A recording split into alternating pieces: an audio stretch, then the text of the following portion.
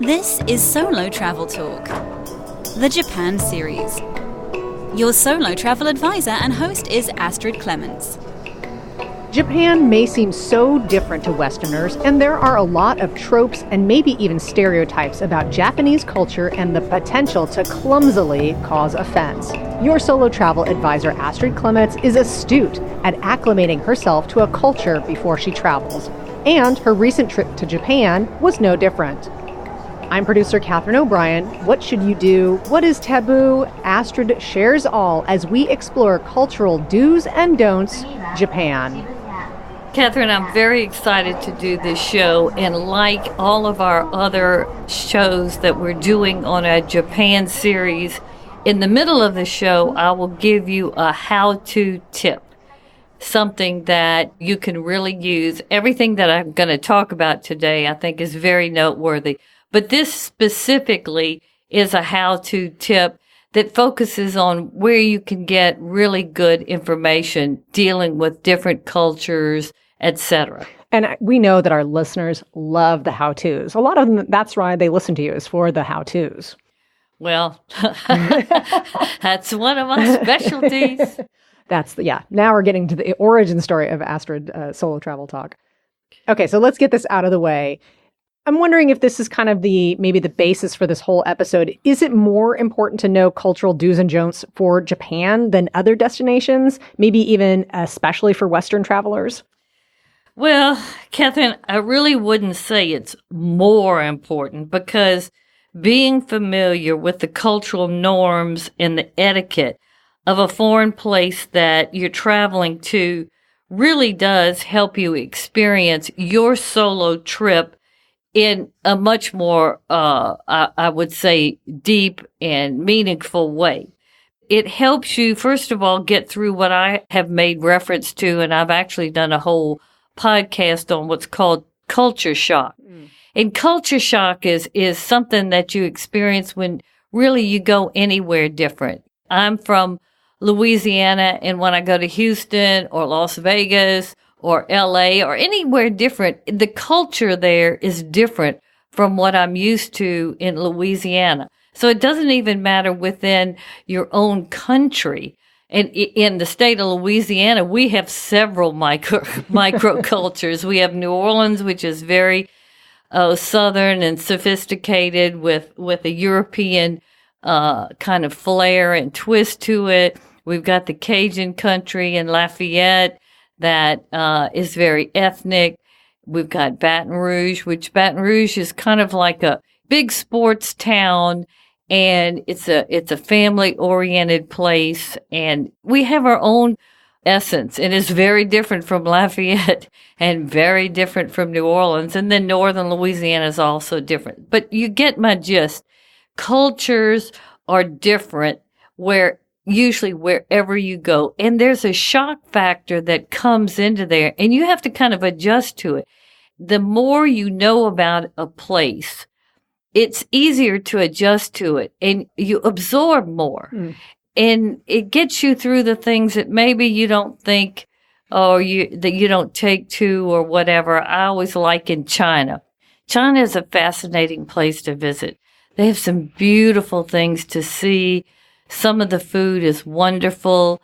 I mean, to go there is really to go to somewhere totally different than the United States. And there are many things about their culture that could be very off-putting if you didn't understand it. So this is what I'm saying is with culture shock. You need to kind of be prepared for the differences so you can get through it. And then those things that maybe you don't totally like or that is offending you, et cetera, it doesn't matter after a while. So by knowing it, like I said, you get through it a lot quicker. Okay. Then it also, by knowing, the cultural norms of anywhere you go, it keeps you obviously from unintentionally offending people. And there's a lot of things you can do with your hands, even with your feet. Or if you don't do something, I mean, you don't think it's offensive at all, but somebody might really get angry, and you don't want to do that. I mean, that's unnecessary when you start that kind of dynamic, it's, you feel uncomfortable. So that's important. Also, by knowing these cultural norms, there's some things that even go towards the legal aspect. It keeps you from breaking the law or just breaking the rules. And that's important to know. I mean, when you go to Singapore, it's against the law to chew gum. It's actually against the law to have gum in your purse. I don't think as many people chew gum anymore, but there are still people who do. And if you know this prior to you go, you just won't have any gum in your purse or you won't chew it. Then for women solo travelers, it does protect you from potential harassment and maybe even something that is a violent occurrence. So it's important to know these things, I feel like, so you just don't accidentally do something that would cause you harm. Yeah, I didn't even think about that, the safety aspect. It's sort of the extreme. Yeah. It is, but it is some of it. Yeah. Like, in the Middle East and in different areas of the world, they have totally different types of beliefs in certain things. And so it's better to just be prepared and to know. Then on the positive side, it opens doors to new friendships. This really is so true because you'll connect more with others. There's just a much better rapport when you respect each other and you kind of blend in how you are responding, etc. And all of that makes your trip so much better. I'll just kind of sum some of this up. As most places that you travel to, like I said, have something or many things that are different from your native culture. A couple other examples. So I want to drive this point in. If you go to France and say you have dinner, you're at a dinner party or you're with some people that you don't really know, they're French, etc., it is a big no-no to talk about anything with money in terms of how much money you make or what your financial status is or anything. They're not interested in that.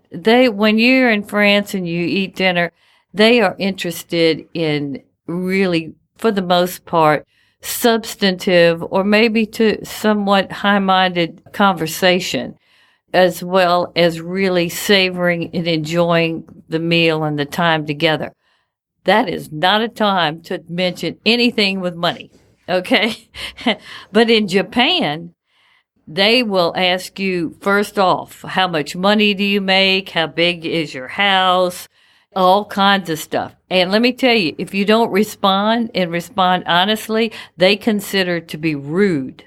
So it's a totally different mindset. Then in Japan, direct eye contact, is very offensive to them. But in Western countries, if you don't have direct eye contact, people start thinking, well, there's something shifty, or there's a trust factor that comes up. And when I was first in Japan, I kept noticing them looking at like my mouth or my chest or my throat. I was thinking, why aren't you looking at me? And I had forgot at first about this particular cultural thing that is just part of being well-mannered. And then also, Japan, slurp away when you are having ramen noodles or udon or whatever. But like in England, oh my God, never slurp. So, that just kind of gives you a picture of how things are really different in so many places that you wouldn't even dream that they were a problem, or you would think they were horrible and you really should be doing it. Bottom line answer to the question is, really, Catherine, it's not more important to know the cultural do's and don'ts of Japan than any other foreign country you're traveling to.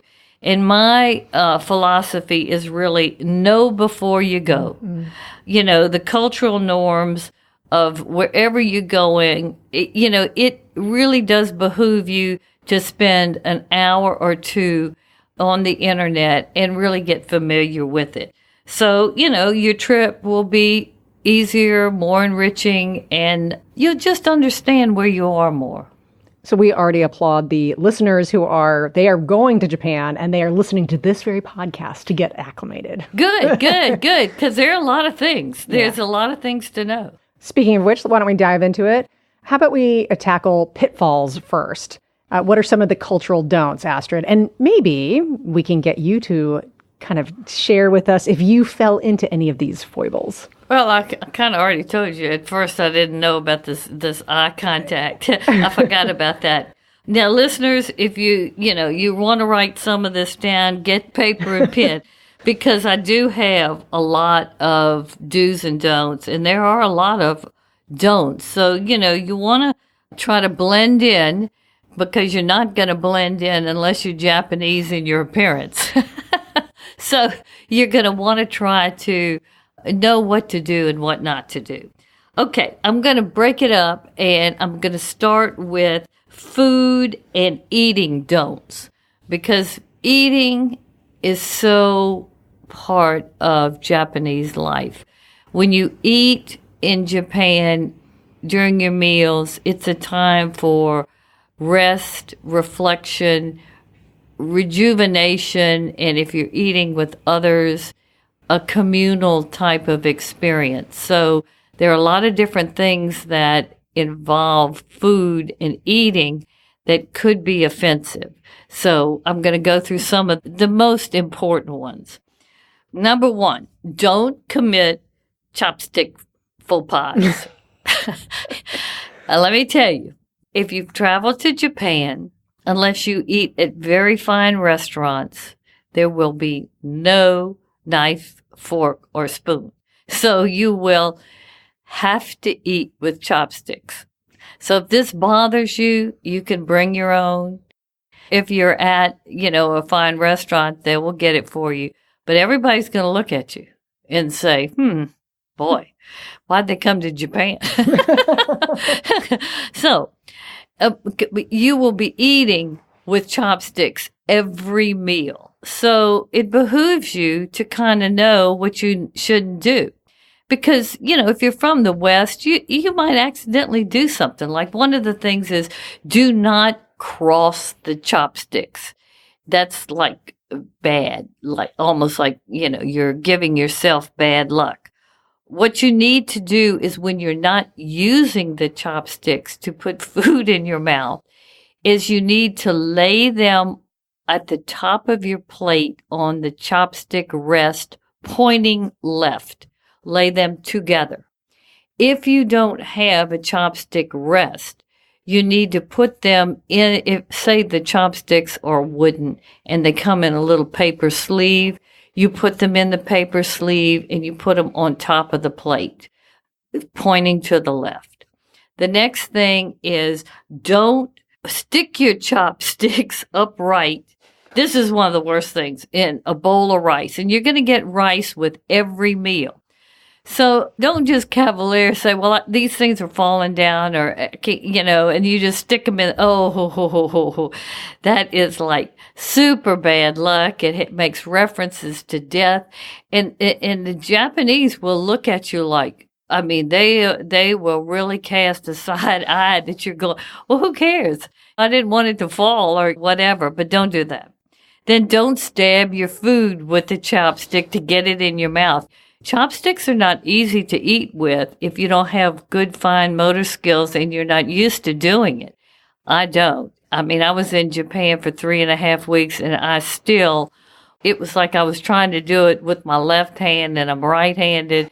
It's difficult. I would be eating a couple of morsels of rice while the other people were just, cavalierly shoveling it in. It was so, and I was going, oh, that's so cool.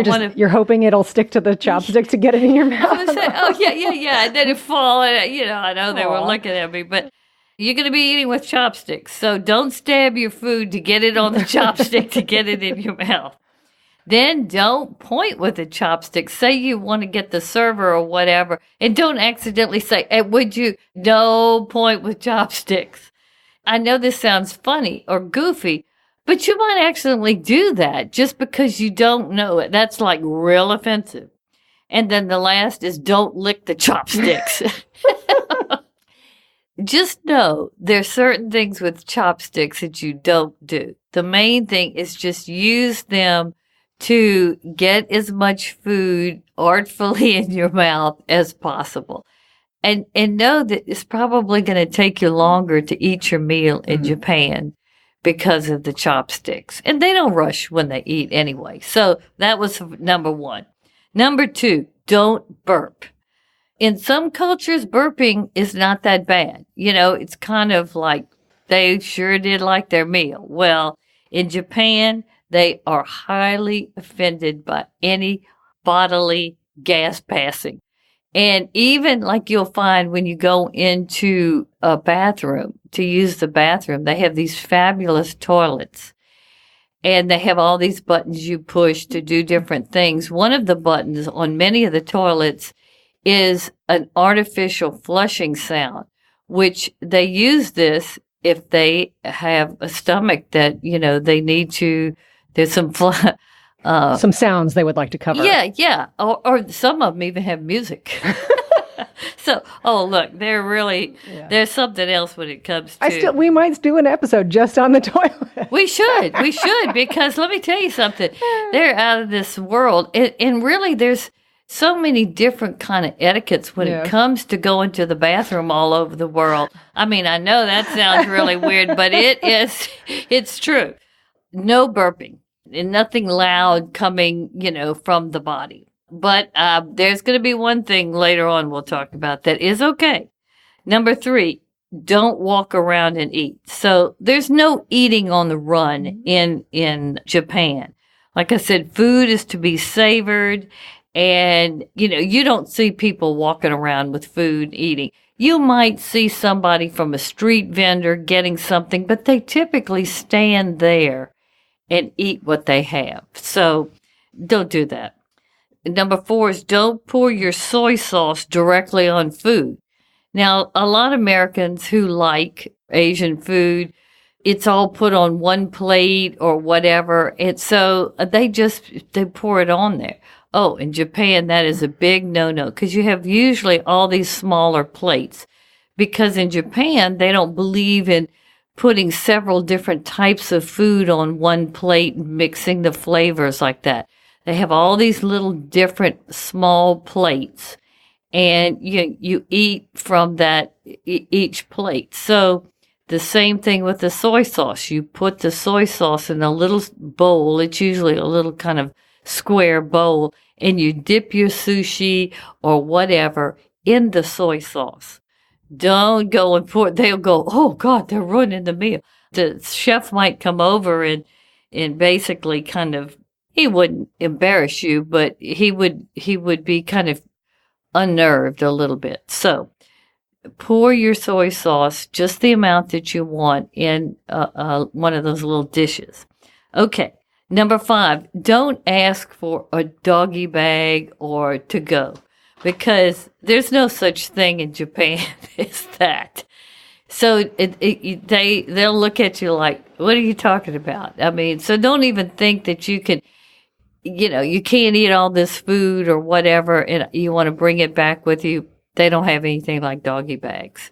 Okay. Number 3, don't eat everything on your plate or drink everything in your glass.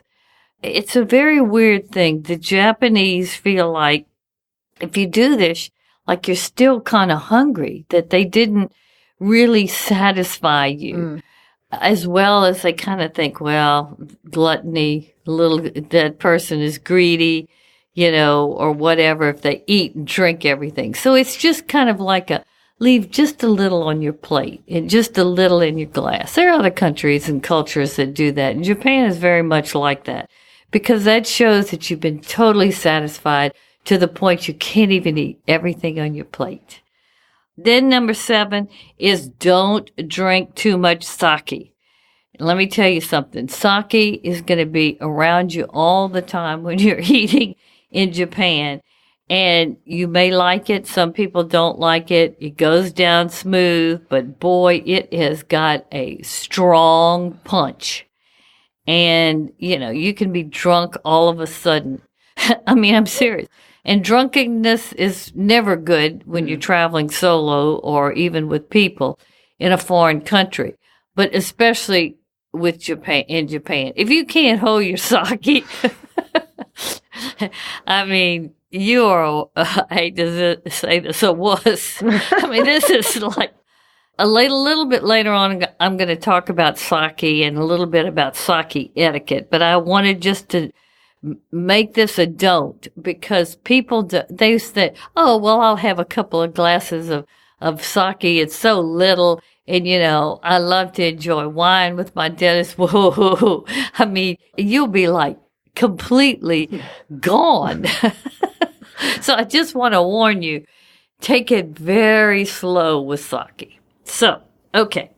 Then number 8, don't tip. Now, I know you're saying, what? I didn't hear you. What'd you say? Don't tip? And it's yes, do not tip, because gratuities in Japan are not appreciated. They're considered to be rude and actually demeaning to someone to give them a tip, because they feel like good service is part of the meal and you don't need to give the server a thank you or whatever. They're well paid, and it's part of the presentation of the food, because in Japan, it's not only the taste that you savor and you enjoy, but the Japanese chefs really get into making the food beautiful on the plate and the presentation, and the servers are very well trained to serve you in a certain way and a certain rhythm of the meal and everything.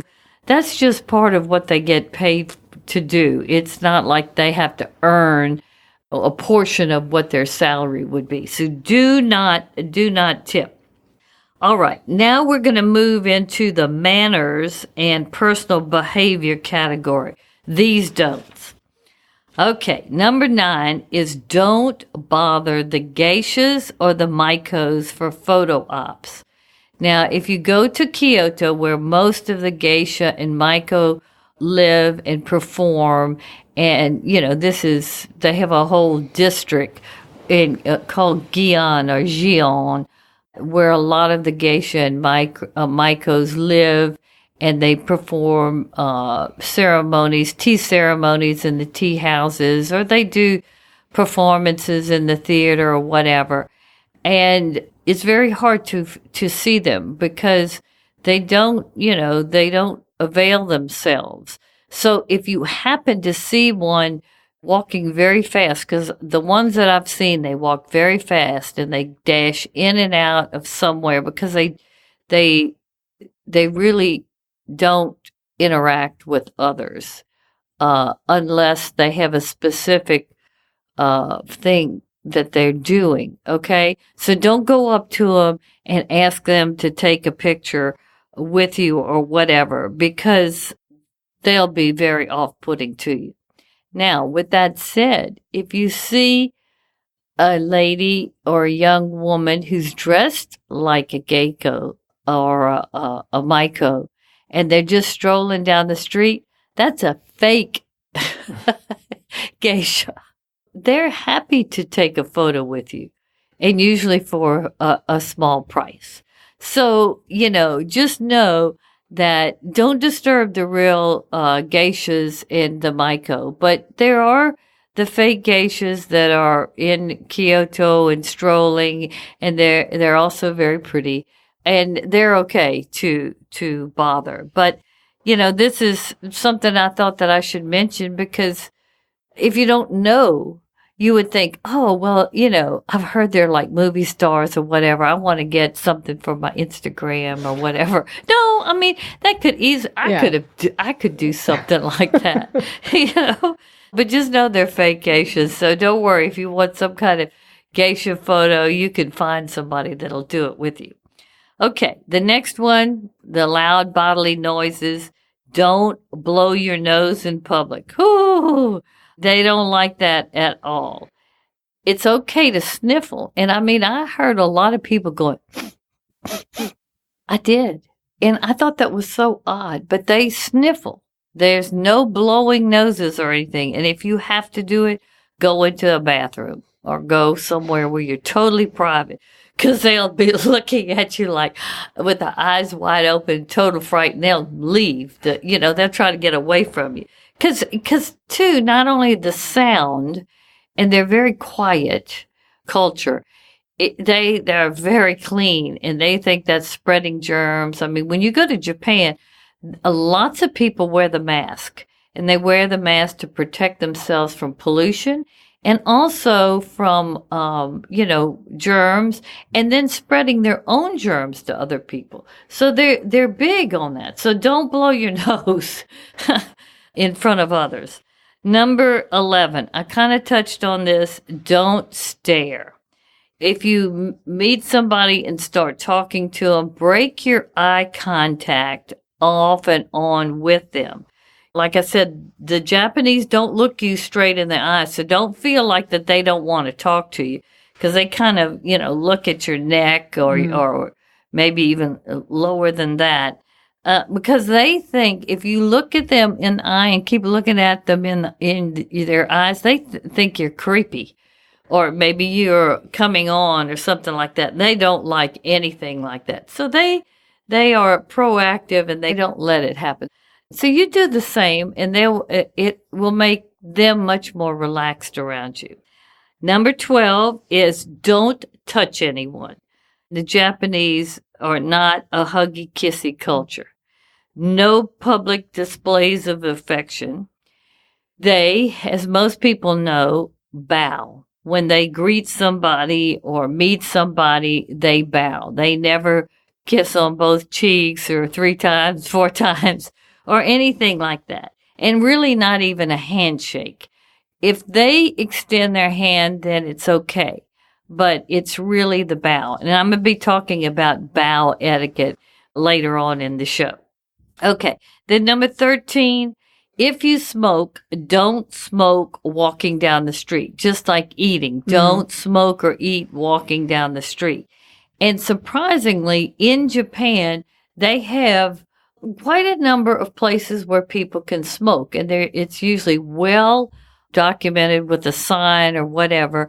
And even in some restaurants, more ethnic or even upscale, and bars, they will have certain rooms where you can smoke.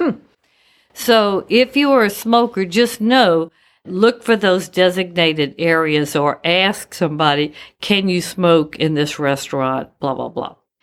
Okay, number 14, don't jaywalk. Just like Singapore, it's against the law. And the Japanese follow the rules. These people don't walk across the street when the little light doesn't say you're supposed to walk across the street. So you go to the designated pedestrian crossings, you wait for the light, and then you go with the flow when it says to go. Because if you don't, you're really breaking the law, and you never know when somebody's going to come tap you on the shoulder and say, look, and then you've wasted some money just because you didn't see any cars, so you just thought, well, I'll just walk in the middle of the street. And let me tell you, I could be guilty of that sometimes. I'm thinking, I know I need to go over there, and there's nobody coming. I'm always reprimanding myself when I accidentally or I just do it, because I'm thinking, you're going to get clipped doing this one day, Astrid. You shouldn't do that. So I keep making myself do it. In Japan, I followed it religiously because I knew that they're big on that. So don't break the rules in Japan, especially don't jaywalk. Also, don't litter. Like I said, I kind of mentioned Japan, they're clean freaks. They're very clean. They don't believe in defacing anything. You will see very little graffiti. Now, some people think graffiti is art. Some people think it's defacing things. Well, I'm not going to make any judgment on that. But the bottom line is in Japan, you see very little of it. And they don't believe in anything defacing anything or littering. And what's so odd about the no littering, it's not that it's just not a cultural thing. It's a cultural thing, no littering. But they don't even have any garbage cans around.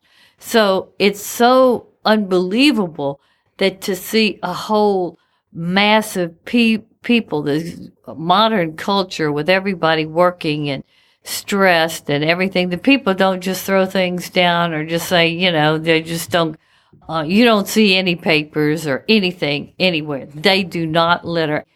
I would say, I'm sure it's probably against the law. I can't definitively say that, but it's definitely a cultural no, no, no, no.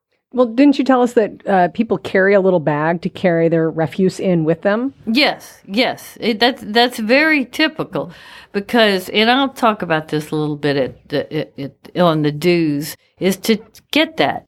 And you'll find the trash cans, because there are very few of them, at the convenience stores and at usually the public toilets. Those two areas. The rest of you don't see them at all, which I find amazing that there's no trash everywhere. No, but they don't do it. Okay. The next one is something you would never think about, is don't open the taxi cab. If you hail a cab and it stops, don't open the doors. Most taxi cab doors open automatically. But if they don't, that's part of the driver's duty, is to get out and open the door for you. And when he takes you to your destination, wait for him to get out and open the door for you, if the doors don't open automatically. Now, you think, oh, that's no big deal. But it is in a way that you really should do as the Japanese do when in Japan. And that's an easy thing not to know what to do, is just say, here's my credit card, take it, and then open the door and jump out. No, just wait. And he's going to very nicely get out and open your door. So, okay. And also, watch out. The door will open you if you think it'll knock you down. Okay. Then number 17 is don't open gifts in front of the giver unless the giver wants you to. The etiquette is you take the gift with both hands and you put it somewhere, and when you get home or wherever, your hotel room or whatever, then you open the gift. And, of course, write a thank you note or some kind of way correspond with a thank you of some sort. Then number 18, now this is kind of, it's a little bit in just one particular situation. It's not overall. But in the ancient city of Nara, this is kind of where Imperial Japan started. There's a gorgeous old temple there that is the largest wood temple in the world. It is just humongous, and it has this humongous statue of Buddha, and lots of people go here. And in front of it, there is a deer park where there are deers roaming free all over. And they're not afraid of people. And the don't is don't taunt them. Don't pull their tails. Don't have food, because they sell these little food crackers for them. Don't taunt them and kind of say, give it to them, but then not give it, because they are mean. They'll kick you. They'll bite you. And deer in Japan are really considered sacred. Be very respectful to these deer. Now, you might think, ooh, they look kind of scruffy to me. But I'm just saying, if you go to Nara, be respectful for these deer. This was a cultural don't I was not expecting. No. Most people don't. And most people think it's so odd that all these deer are so comfortable around people, because, deer, you think they're here 1 second and a split second they're gone. No, not these deer. And don't harass them or anything like that. Because if you do, you're liable to have a big bruise on your arm. And they kick you too. So just be mindful of that. Okay, number 19. Don't, and this is one I have to always, be careful of, because I have a big mouth. I don't know why. Maybe it's because I thought I wanted to be an opera singer when I was real young and studied voice. But don't speak loudly or shout. They're basically a very quiet society, and any loud speaking and shouting makes them very uncomfortable. And they'll probably walk away. I mean, they'll think maybe you're so agitated or you're not quite together or whatever. They don't like anything loud. Then number 2 is don't take photos inside of temples or of people without asking their permission first. Now, lots of people who take a lot of photos know that you should ask somebody if you're taking their photo, or, just say, do you mind if but the temples, they don't really know, but that's a big no-no, because this is a spiritual place and you're not supposed to be taking something like that in a place that is highly sacred. So you asked me to confess on what I broke, or did I have a hard time? The first day that I got there, the first temple I went to, it was so beautiful. When I got in there, I just started taking pictures. I completely forgot about it. Somebody came up to me and said, no. And I was like, oh my God, I can't believe I did that. But it's like, it's kind of like a bad luck thing for you too, they believe. But I did break that rule start off, but from then on, I didn't. And that goes for at the shrines also. So, and of course, ask people as much as possible. A lot of people, they know that's going to go on, especially when there's so many people in a certain place that you're visiting. But if you can, they always appreciate it. And a lot of times they'll say no. That's my long answer to the don'ts. I like it. I feel like you've protected us from falling into some of those cultural don'ts. Yeah, I mean, some of them, like I said, you'd never think about, and you think they're no big deal, but they are a big deal to the Japanese. Why don't we take a quick sponsor break here? We have a little promotion here for you, brought to you by the Astrid Travel Club. Astrid, we know our listeners love how-tos, and you teased right at the start that we were going to have this right in the middle here. So what is your number one resource for learning cultural do's and don'ts for any destination? Well, it's not that complicated. My first source is Google. I mean, Google really has changed everybody's life. You don't go to the library really anymore. You don't even go to the bookstores anymore. You can get on the internet and start Googling whatever topic you can make up. So I really do. I start with Google, and I'll put in cultural do's and don'ts of Japan or Singapore or Hanoi or, Vietnam and everything. And you will have an abundance of articles, blogs, then also all kinds of different exposés on that topic. Then I also do that with the YouTube. I will put in Google or, on my search bar, YouTube and cultural do's and don'ts of Japan, or Japan cultural do's and don'ts. There'll be all kinds of videos. Some of them will be very informative.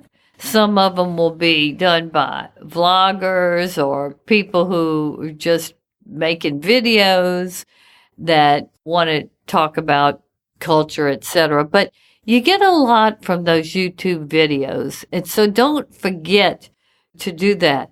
And then, of course, podcasts like Solo Travel Talk. But that's where I start. And there is one site. There are a couple of other things that I want to highlight. There's a site called Culture Smart. And it gives a lot of great etiquette tips for a lot of different countries and cultures.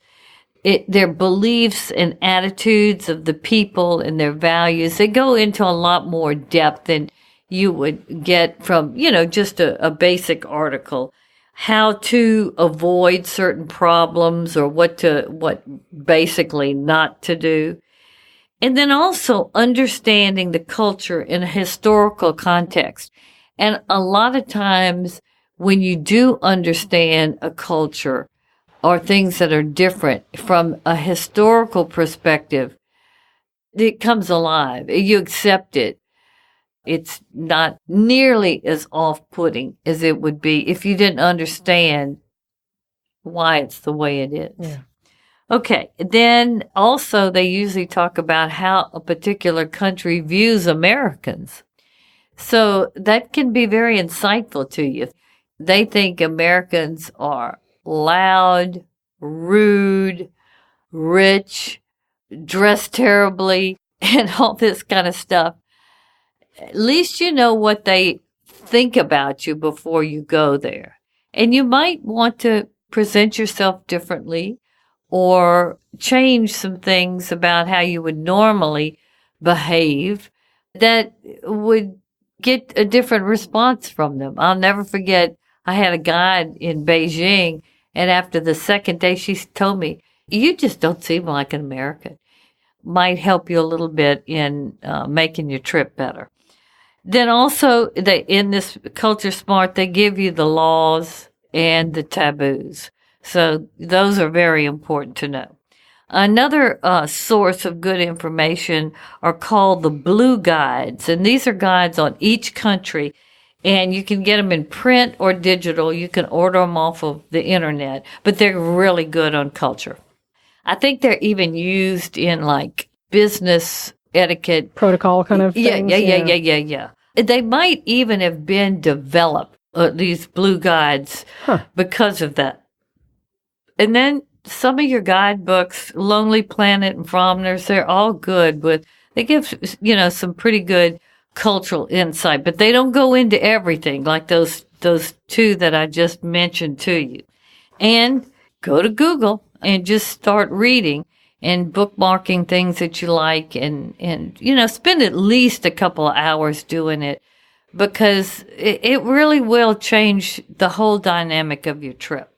One thing that, Astrid, you and I think we've talked about before, but just reflecting on some of the things you just were talking about, I just recently heard somebody say you can't understand one culture without understanding two cultures, because there is like a compare and contrast. It's really sort of interesting. Like, I'm guessing you have a different perspective on your American culture because of all this travel you've been doing and because you've done all this research into other cultures.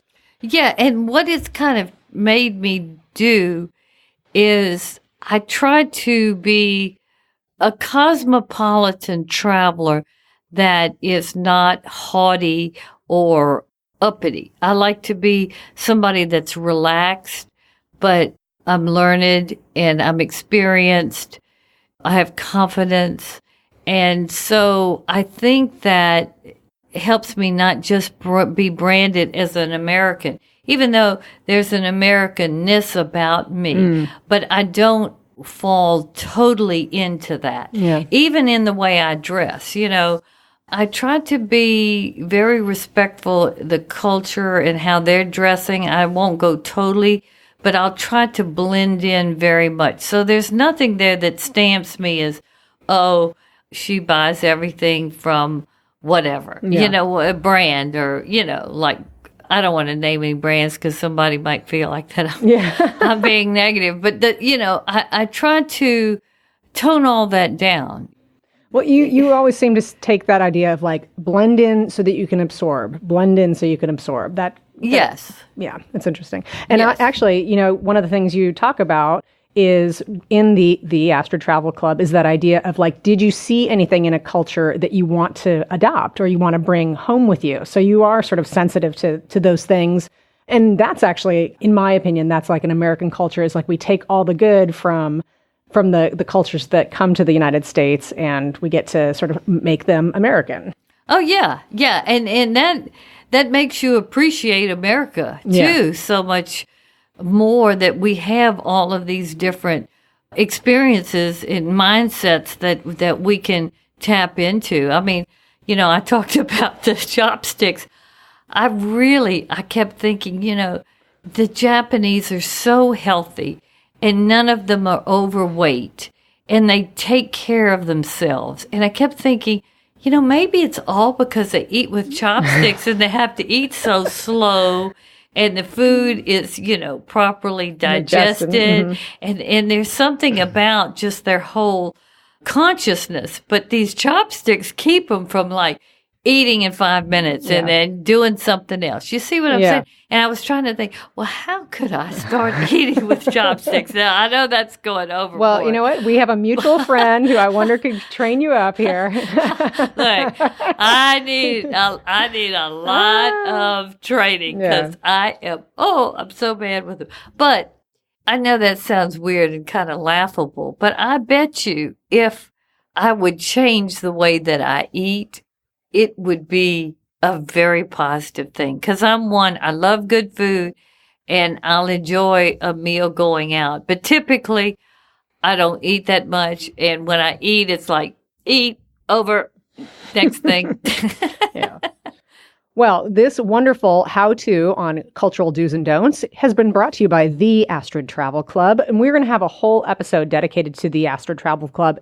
Astrid, the doors are open now. So listeners can go to astridtravel.com, find out more about the Astrid Travel Club. It's going to be a very special offering.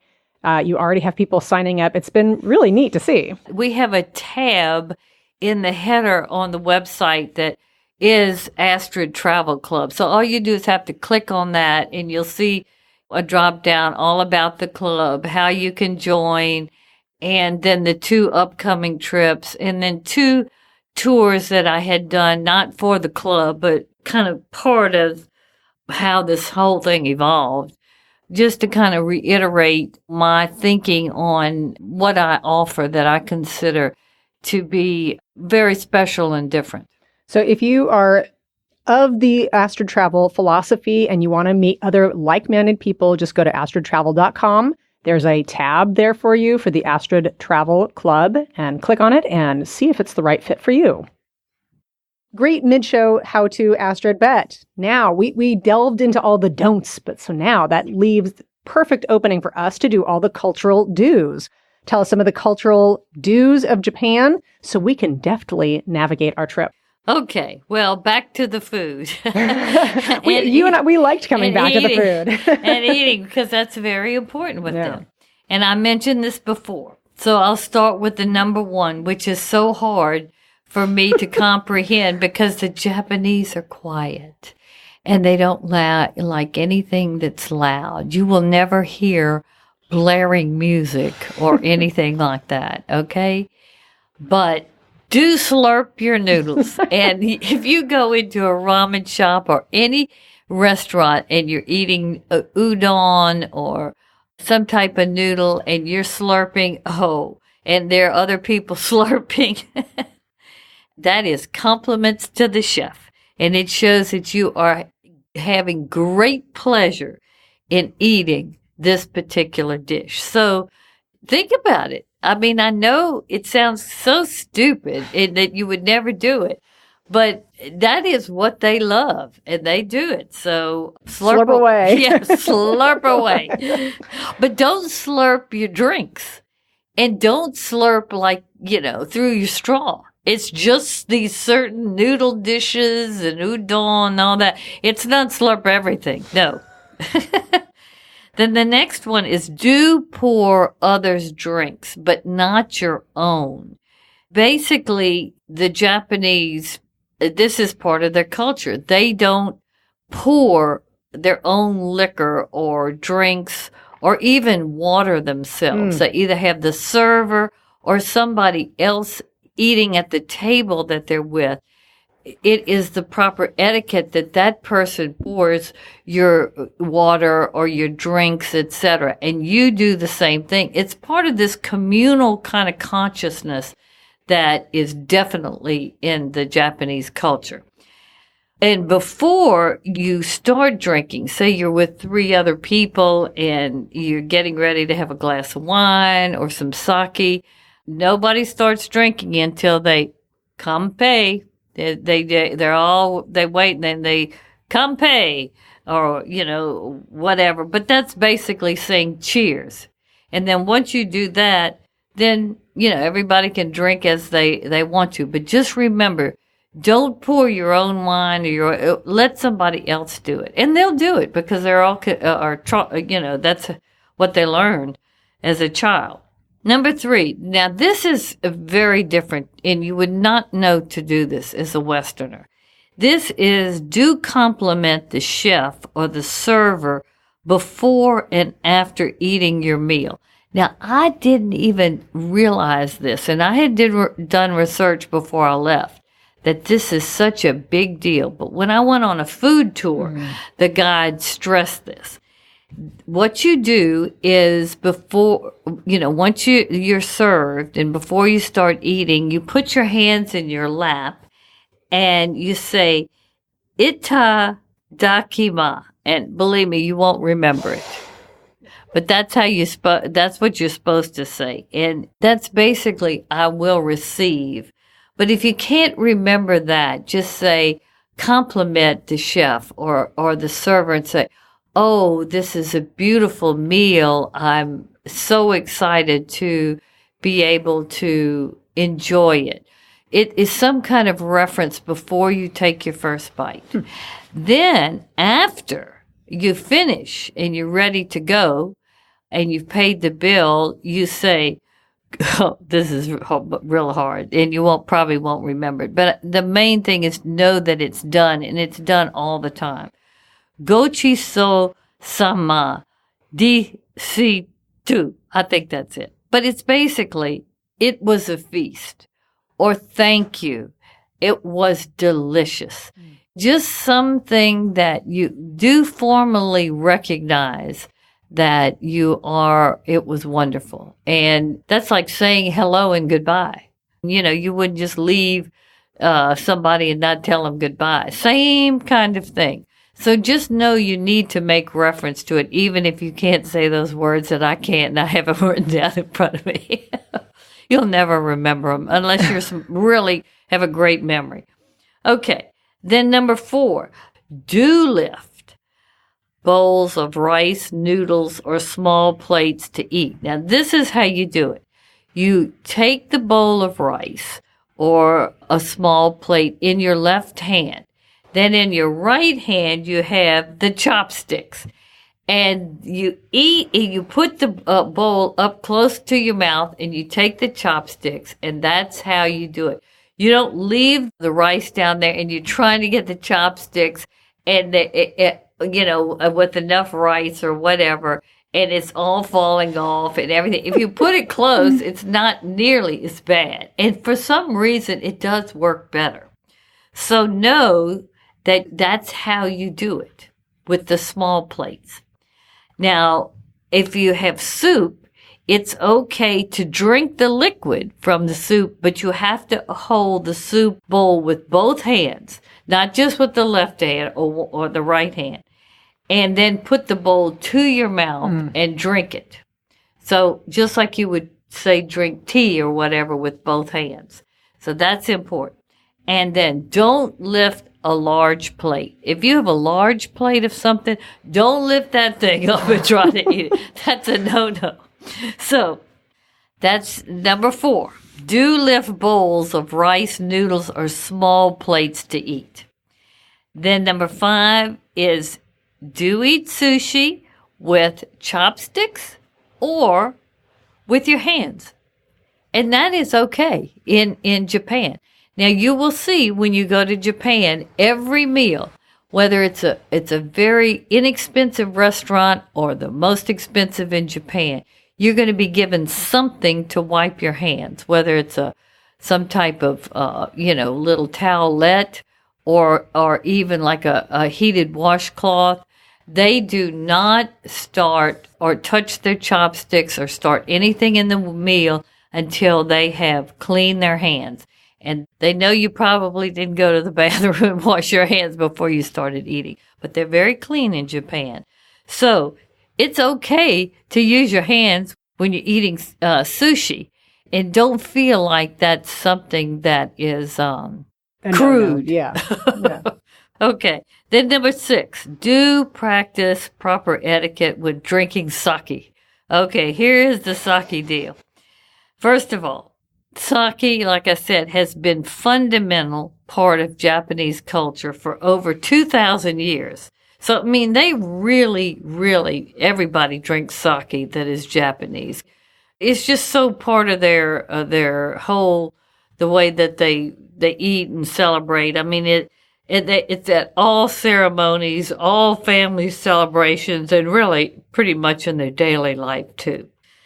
There are codes of practice when serving and drinking sake. First is when you want to drink sake and it's poured in the cup for you, you take it and you put it in one hand, say your left hand, and then the other hand, the right hand, you put at the bottom of the cup. So you drink it like that. Okay. You don't just drink it with one hand, blah, blah, blah, or two hands together. It's one on the side and one on the bottom. And you respectfully put it to your mouth, and you should just taste a little of it.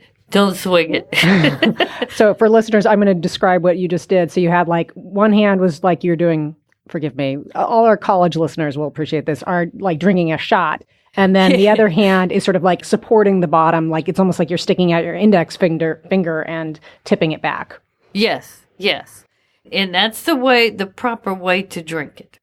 Then, like I said before, pour everyone or whoever is doing the pouring will pour everyone's sake glass before you start drinking. And if you are doing the pouring, pour the eldest person in the group first, or the most respected, or whatever. That's typical. Then, before you all start drinking, you say "Kanpei" and then drink away. Also know that sake can be consumed heated or hot, room temperature or cold. And it's really a personal preference now. Before they had a lot more rules, but there's over 10,000 different types of sake. And so it doesn't really, that's all changed. So, that's the sake story. And like I said, just be careful with sake because it is firewater. It'll sneak up on you. Okay. Number 7 is low table sitting etiquette. And there's a certain word for this type of interiors, and it slips my mind right now. But they have the low tables and the low seats. Some of them don't even have seats, but pretty much now you have seats. But when you're sitting at one of those tables to eat, if you're a man, you cross your legs. But if you're a woman, you put both of your legs to one side. And if you're taking part in a tea ceremony, if you can, you sit like on your feet, like with your knees, you kneel down and you sit. Oh, and that's excruciating. If you don't take regular yoga or anything where you practice in that, and if you have any age on you, that is painful. So if you can't do that at a tea ceremony and you're a lady, then just sit with your legs to the side on the floor if they don't have one of those chairs, if they really expect you to really be traditional. And that's okay. Then number 8, this is about the food, but do try all types of Japanese food and cuisine because the food there is fabulous. The food will be a key part of your trip because I would venture to say when you go to Japan, you'll never have a bad meal. It's kind of like Louisiana and Japan. They're so into fresh, tasty, healthy, nutritious, good food that people who don't make that kind of food don't stay in business. Yeah. Good ramen noodles are not expensive. And they have great ramen stuff there. They have a whole street in Tokyo called Ramen Street. It's nothing but filled with ramen restaurants. So if you like that, ramen boy, Tokyo is, but they have them all over. But the bottom line is try everything because this is very important to experiencing their culture in a deep way. And it's part of what you come back home with when you eat slower and you've gone into their gardens and experienced the nature and you watch how they live their lives very focused, very quality oriented, excellent oriented, super successful economy. But the people don't seem to be stressed out. They're busy and they're focused, but they have a way of controlling the stress factor, and this eating and what they're eating, it all goes into that, and it'll come to, you'll get it, by being there for any period of time. So do try all the different foods, because it's all part of the Japan cultural experience. Okay, now going into the do's of manners and personal behavior. Number 1 or 9 is do bow. Now, this is so odd for people in Western culture, is to bow. And they bow all the time, whether it's meeting people, thanking someone, or even apologizing. And the general rule is, if people that you come in contact bow, you bow. You follow their lead. And don't come up from the bow until they come up. And how you bow specifically is you clasp your hands and you put them in kind of at your waist or your lap, and you bend from the hips with a straight back. It's not a little head nod or with your head going down. It's a straight back and bending at the hips. And there's actually 3 levels of bowing in Japan. Like the first one is basically for strangers and just acknowledging or what. The second one is much more respectful. The third one is like meeting somebody very important, or you're really, really apologizing or something of that nature.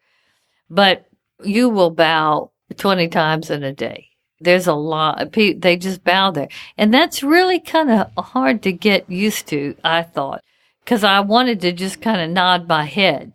So no, don't do that, because that's really kind of it's kind of like, I'm just doing this because, you know what I'm saying? I mean, do it if you do it right. Okay? That's what you always say. If you're going to do it, yeah, you got to do it right. Okay, number 2. Learn just a few basic Japanese words. And Japanese is so difficult. I mean, it is.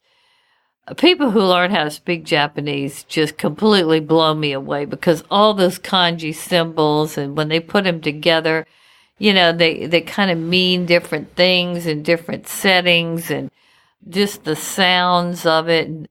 But a couple of words you should know, like hello is konnichiwa, and yes is hi, no is I, and you'll not hear no very much. They really in Japan they hate to say no, so they'll change the subject or whatever. But no is like almost a word that is not ever used. But I, you can say I.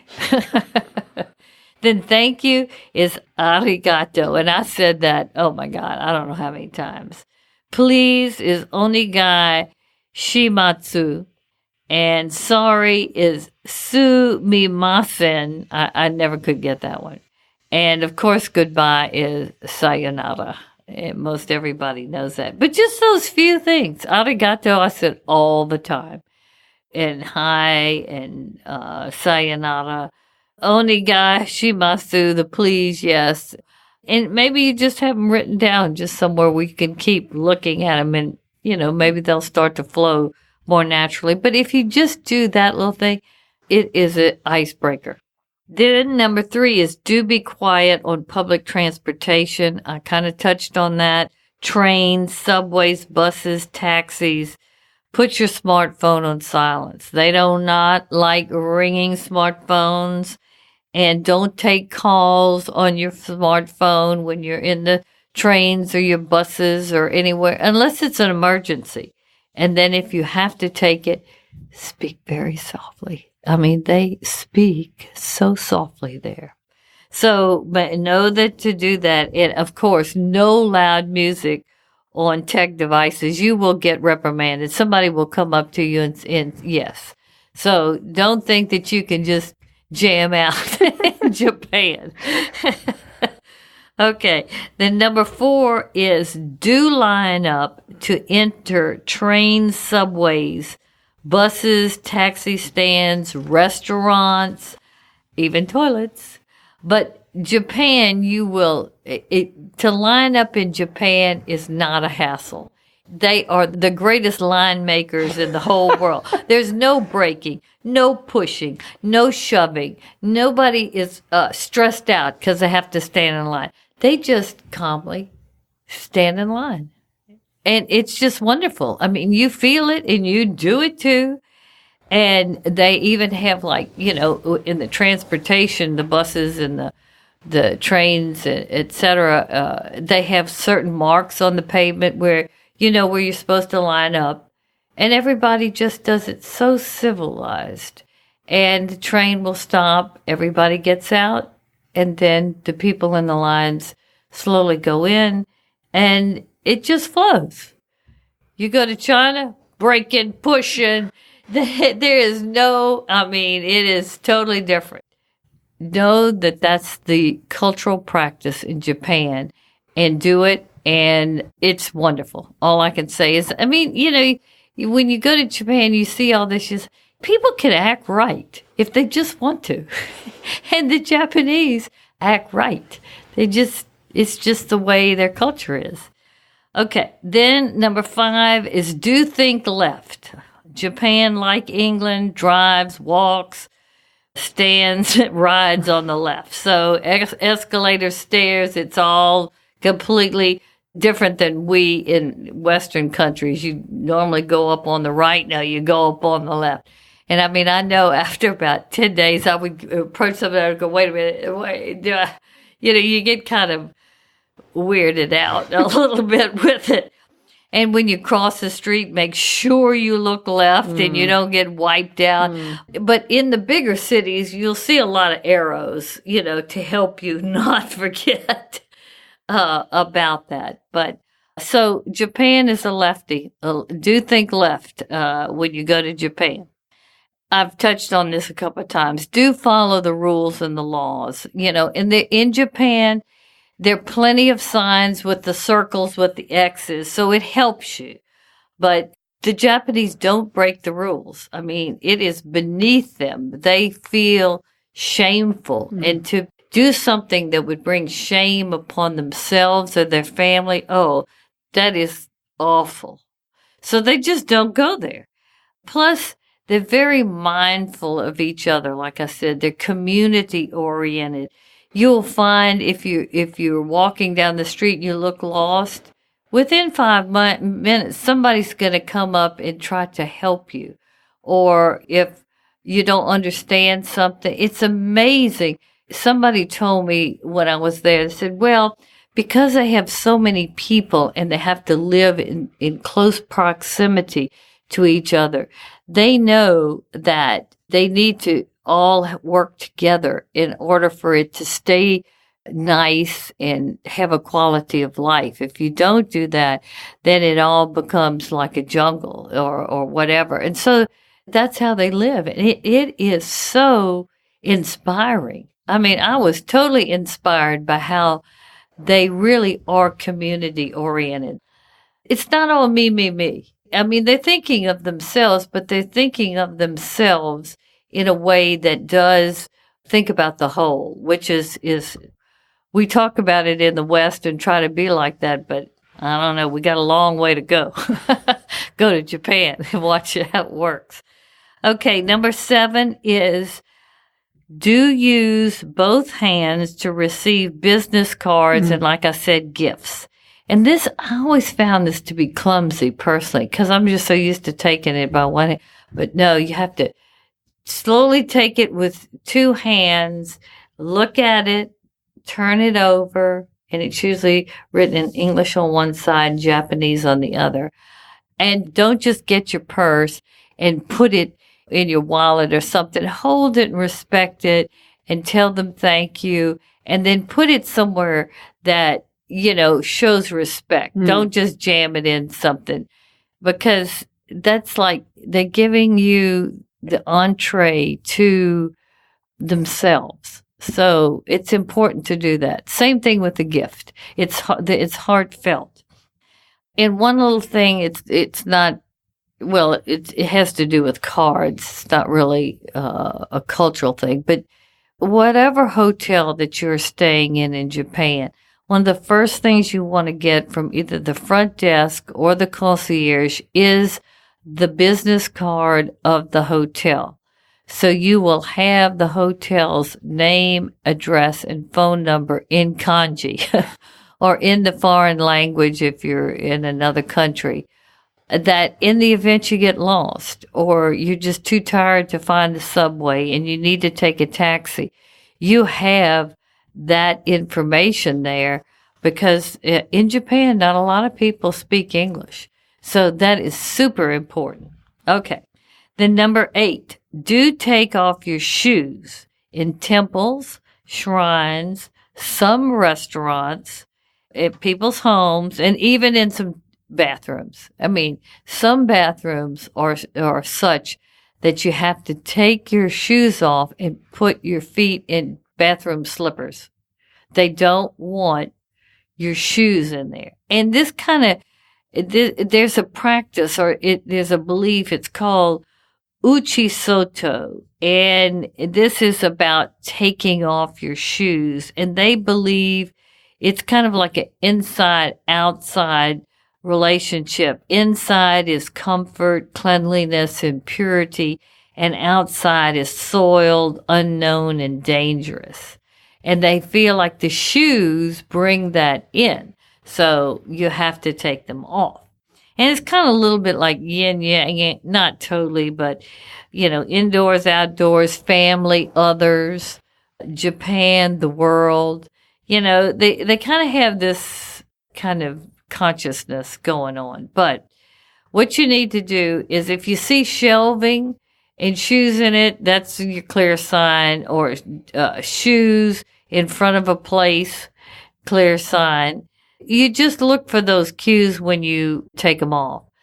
And another side is wear socks every day.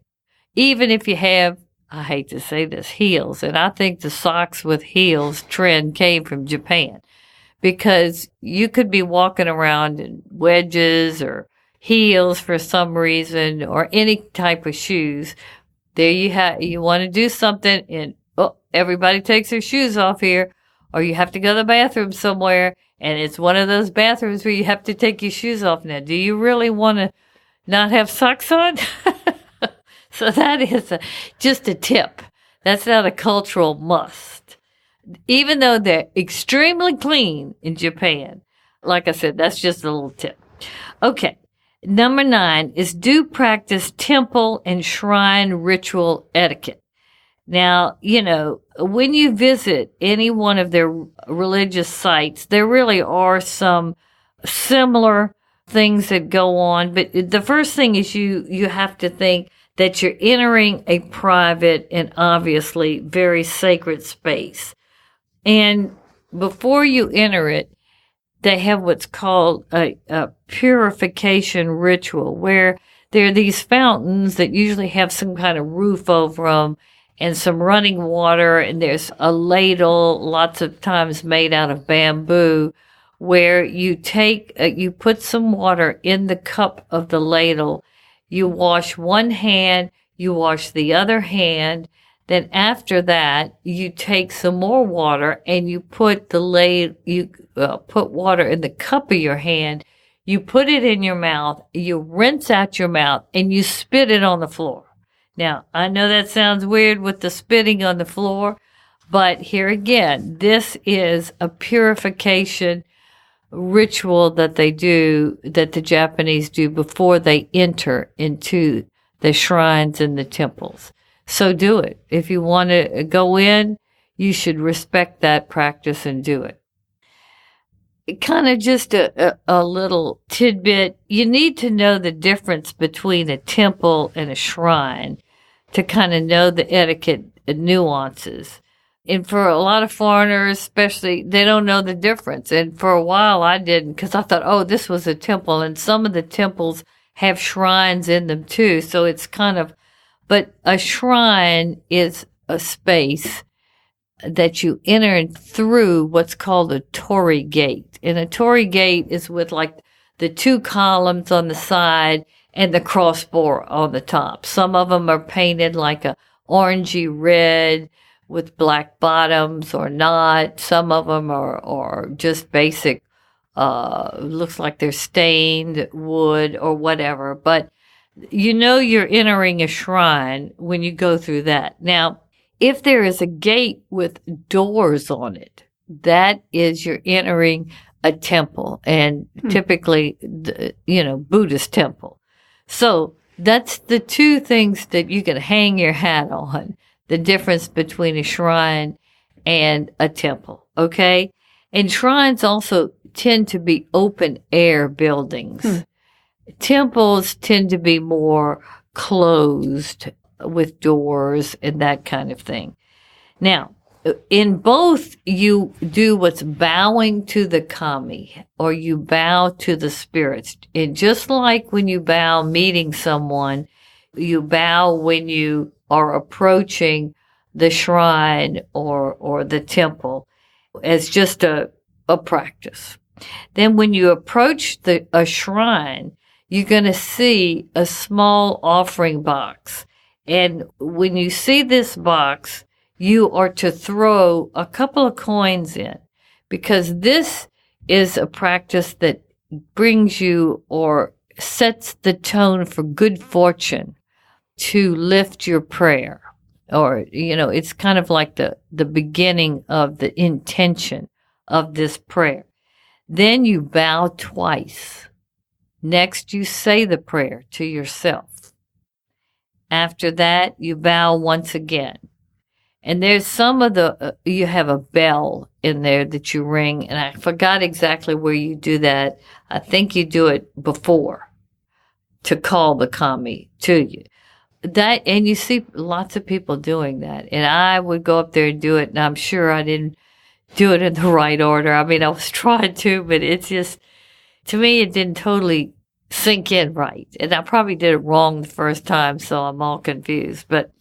And they also have things like prayer amulets that you can buy for special, intentions and prayers.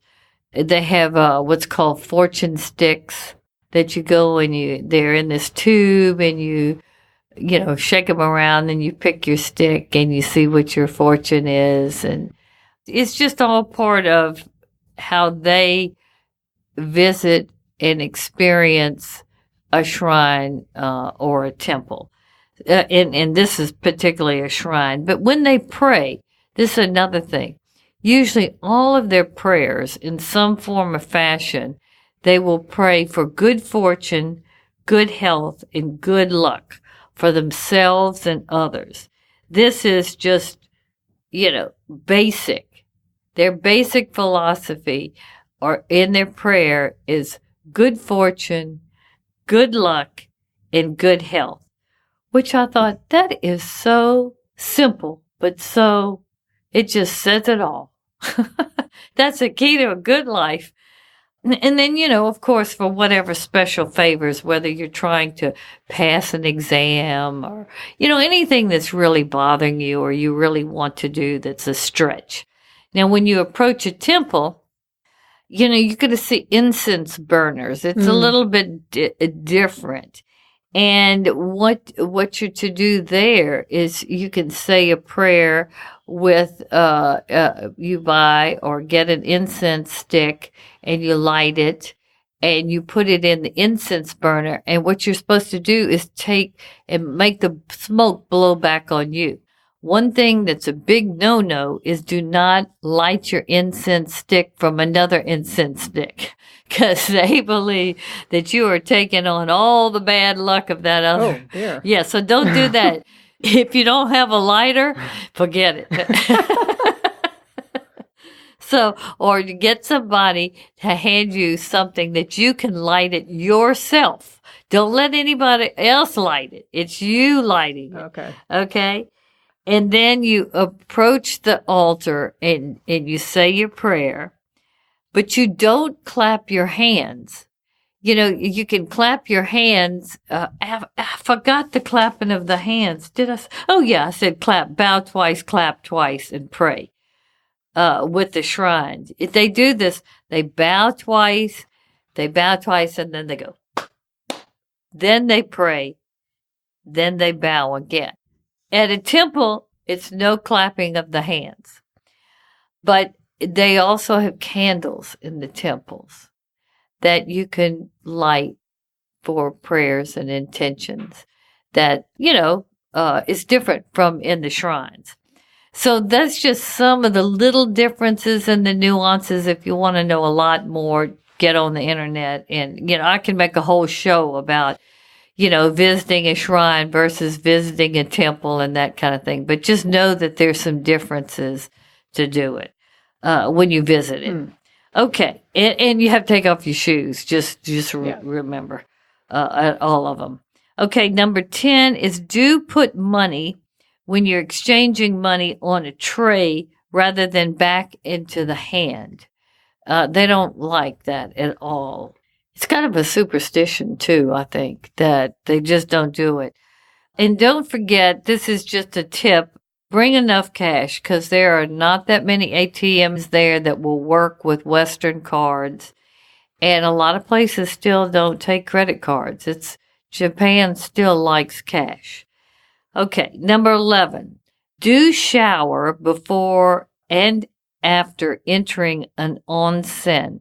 Now, an onsen is like a public bath, and typically it can be either from natural spring water or it can be, heated like a larger hot tub type of facility.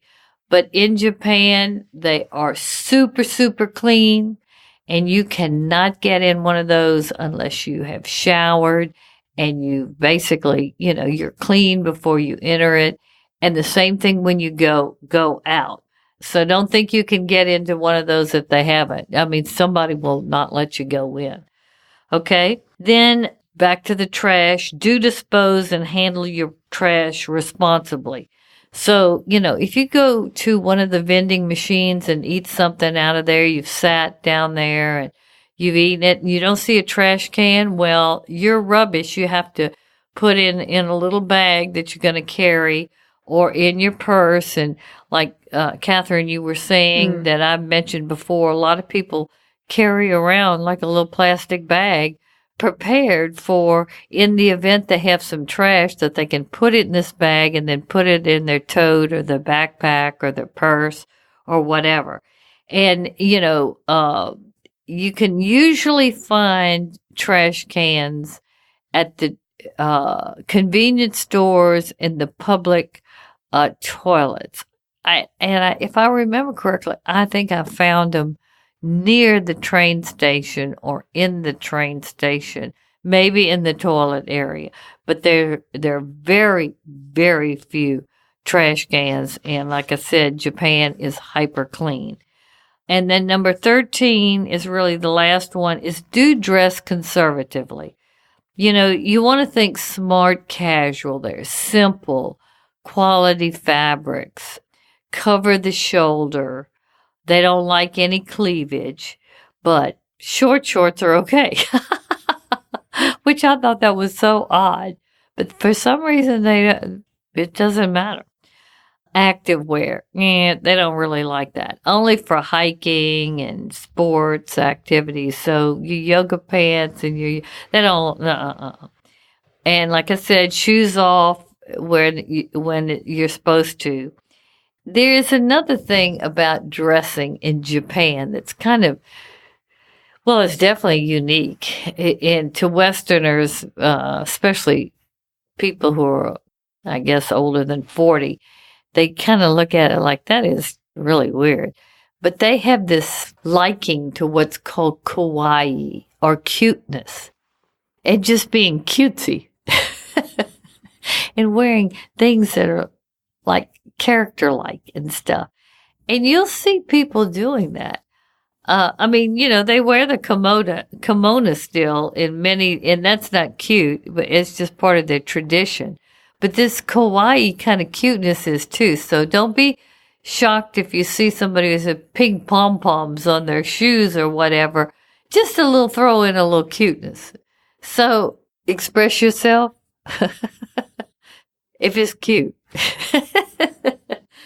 But in general, just do dress conservatively, because that's really the tenor of what you're going to see in Japan.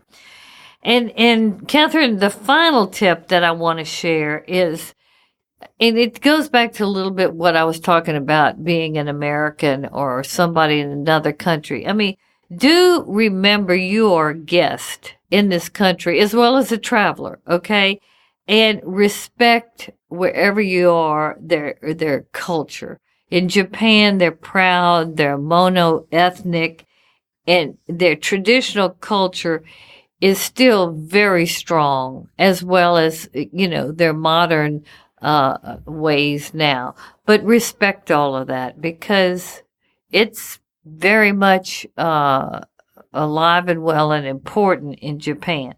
Plus, like I said, you want to leave a good impression on the Japanese people that interact with you. You don't want to leave anybody with a bad taste of you. It's kind of like bad karma. You know what I'm saying? You want to leave, good memories and good interaction, good karma. So think like that, because I really do think your trip will be a lot more rewarding if you do, as well as if you practice these do's and don'ts that I've shared with you today. It will make a difference in the whole experience that you end up having when you go to Japan or anywhere else. Okay, well, Catherine, it's basically time to say sayonara to our listeners. But before we sign off, I'd like to ask everybody to give us that like or share if you've enjoyed or learned something that was valuable from the podcast or in this Japan travel series. We're really excited to do a seasonal format now for Solo Travel Talk, and Japan is our first, focused topic.